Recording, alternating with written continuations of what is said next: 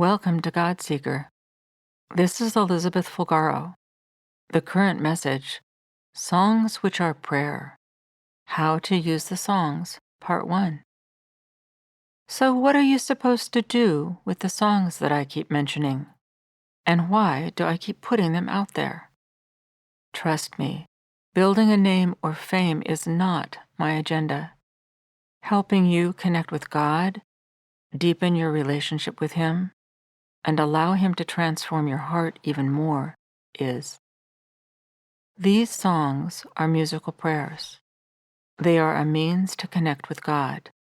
These are not necessarily church songs, but songs which are prayer, especially for use in your one-on-one time with God. Yes, one-on-one time, which becomes an anchor for your life. More on that in another message. Music, including song, is God's creation. It is part of how He made things to be.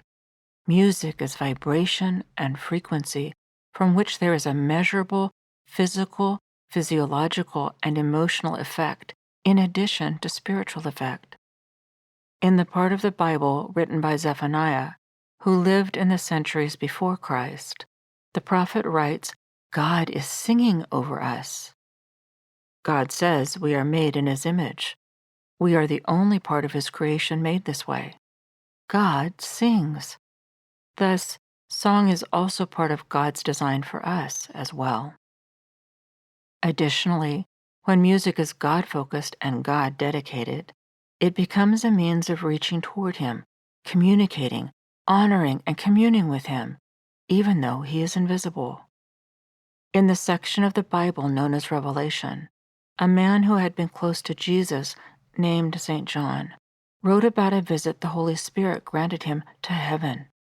It includes a description of throngs of people who have preceded you there, along with thousands of angels in heaven's throne room singing God's praises.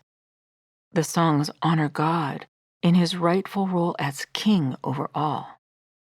These heavenly songs also in a special way partner with God for ongoing release of His power into the lives of those now living, including you.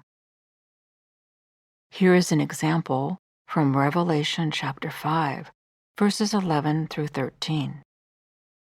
Then I looked, and I heard the voices of many angels on every side of the throne, and of the living creatures and the elders of the heavenly Sanhedrin. And they numbered 10,000 times 10,000 and thousands of thousands, saying in a loud voice, Deserving is the Lamb who was sacrificed to receive all the power and riches and wisdom and might and honor and majesty, glory, splendor, and blessing. And I heard every created thing in heaven and on earth and under the earth in Hades, the place of departed spirits, and on the sea and all that is in it, crying out together, To Him who is seated on the throne, and to the Lamb be ascribed the blessing and the honor and the majesty, glory and splendor, and the power, might and dominion forever and ever, through the eternities of the eternities. Prayer, remember, is what communicating with God is called. It's where you address Him in words and thoughts, and He also addresses you. The form of the songs I keep recommending is a particular type of prayer. The lyrics seek to mimic the songs St. John chronicles about what is being sung in heaven in a manner which is thought to be ongoing, past, present, and future. A look at the songs described in heaven reveals a style in the lyrics, a certain type of prayer, which is a way of worshiping God. Consider that there are different types of prayer. Some prayers ask God to help with something. You are petitioning Him, asking Him for His help. Some prayers are asking, but not for yourself. You are before God asking on behalf of someone else. You are as if between the others and God. This is sometimes referred to as standing in the gap. Thus, this type of prayer is called to intercede or intercession. Worshipful prayers, like those St. John described ongoing in heaven, are distinct. They do not ask for anything, but adore God in light of who He is. God in His fullness is fully incomprehensible. To worship is to consider, to ruminate on an aspect of who God is, and then contemplate another. You extol Him in that light. When you worship, you are not only giving God credit for who He is, but intentionally fostering a focused time of heightened awareness of Him. You are paying attention. Then, in ways beyond human understanding, God meets with you there. Because you are focused on Him as you worship, it leads to encounter with the Creator of the universe, who is unfathomable and love. There in that place with Him, it's natural to slip into waves of awe, gratitude, wordless wonder, and even ecstasy. In difficult times, when you choose to worship instead of panic petition praying, by your choice to worship, it's like drawing a line in the sand, declaring you trust God no matter what. This is pleasing to God. By it, He knows you understand who He is and His role. It is to this attitude, this posture of worship, that God has a history of responding in ways beyond what you can imagine. According to God's design, which is His key to thriving for each of us, worship of Him is to be center point. This is not because God needs your worship. He doesn't. But He knows it sets up relationship between you and Him according to what the reality is. When you worship God, it creates a stance between you and Him, this posturing on your part, which sets up proper alignment for true flourishing. If God is God, then He lavishes His love on you by providing for your needs. He has the plan and lays the steps before you. His Spirit leads, guides, and enables. He has all power so that His will can go into fulfillment. Nothing exists without Him. There is no life now or forever without His assent. He is in control. You are not. To worship God acknowledges this. Worship focuses your attention on God in an expression of gratitude, honor, and childlike trust. Trust in God is what He asks of you. Trust and a listening heart which is seeking His will in order to obey. Trust and hope in Him instead of being afraid of anything else, because everything else, everything, is so much less. Worship of God is part of His setup for your benefit, for our benefit. It has always been this way. During this life, while you are still away from your true destiny with Him forever, in love, He calls you to what He knows is good for you, a lifestyle where worship of Him is the foundation. Have you heard the story of the Jews freed from slavery in Egypt, where after 400 years of bondage, God worked His power through Moses to lead His people out into freedom in a different land, where He gave them new cultural mandates by which to live, a culture by His design? God states that He brought them out of Egypt to worship Him. If His people would worship Him in spirit and truth, He would take care of the rest. Worship puts you where you belong, under God, with Him as your caretaker and you with your eyes constantly on Him. By your worship, you are expressing your acknowledgement of your need for Him.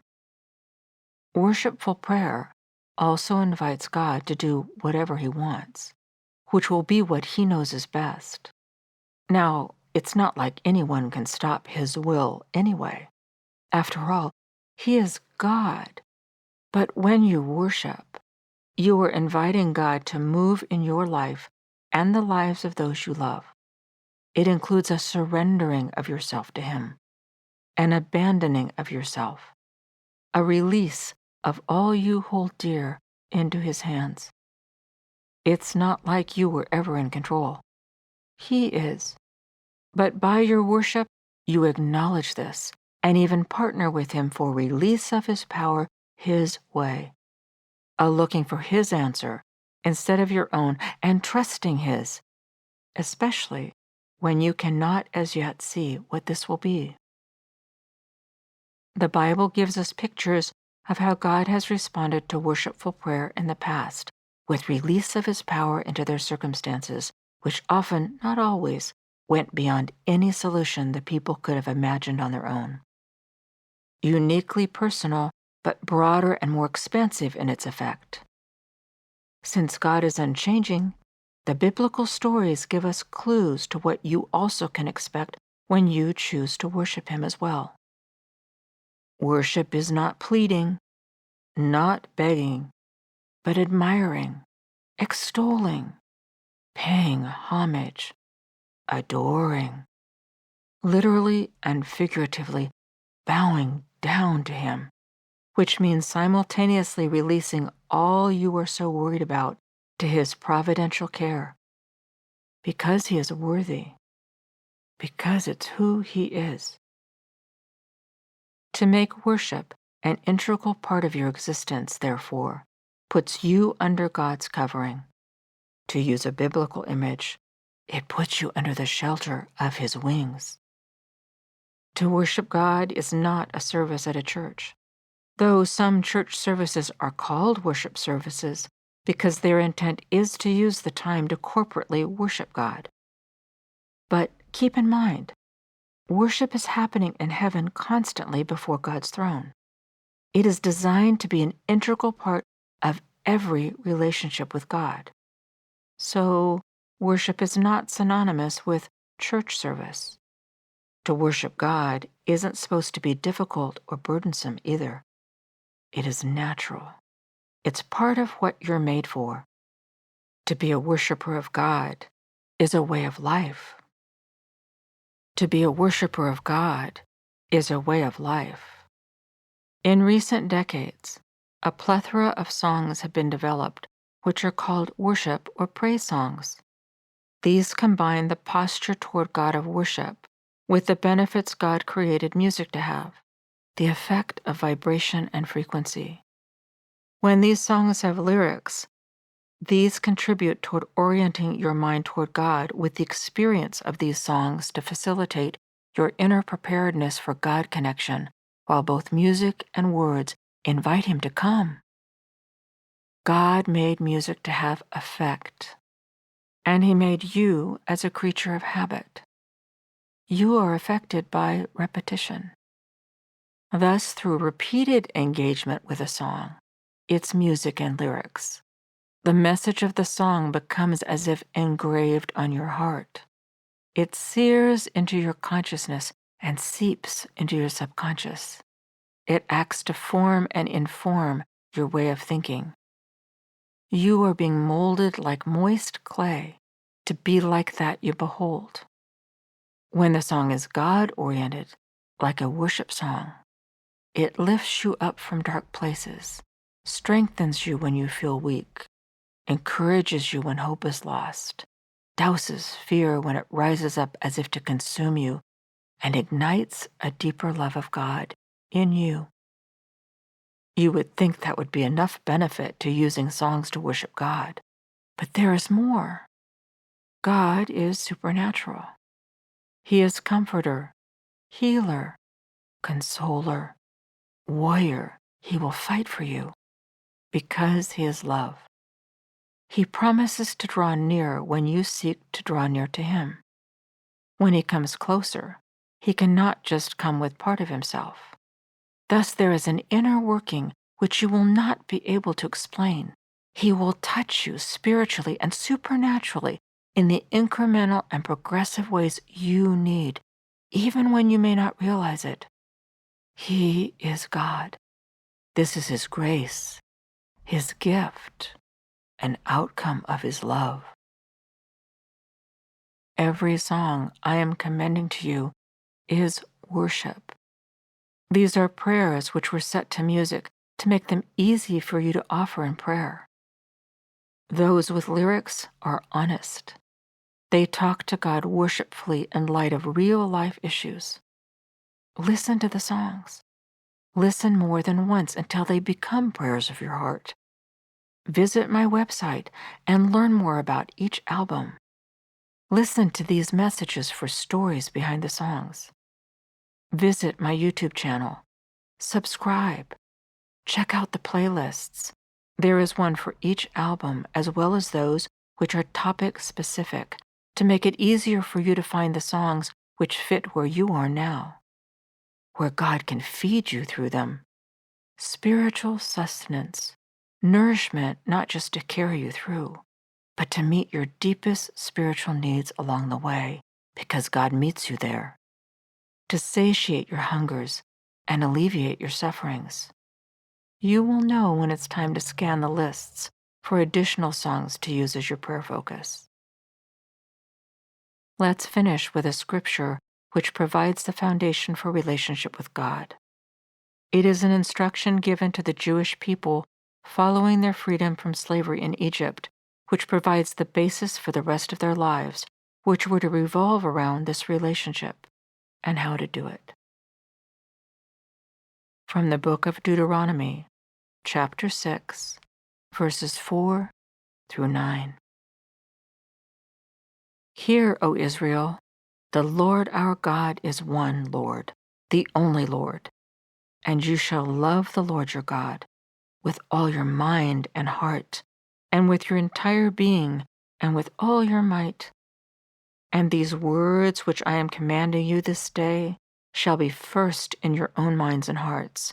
Then you shall whet and sharpen them so as to make them penetrate, and teach and impress them diligently upon the minds and hearts of your children, and shall talk of them when you sit in this house, and when you walk by the way, and when you lie down, and when you rise up.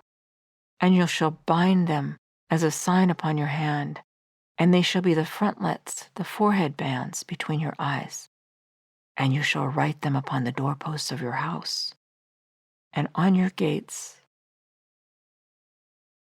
Listen to the song, All Honor and Glory and Blessing, from the God Seeker album.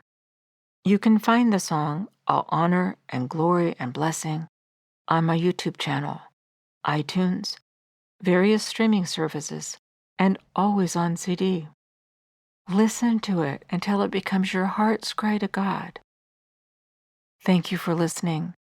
God Seeker messages are brought to you by Eagle's Nest Foundation. Until next time, this is Elizabeth Fulgaro. Remember, I am praying for you. Use the song, All Honor and Glory and Blessing, as your prayer, and keep seeking God.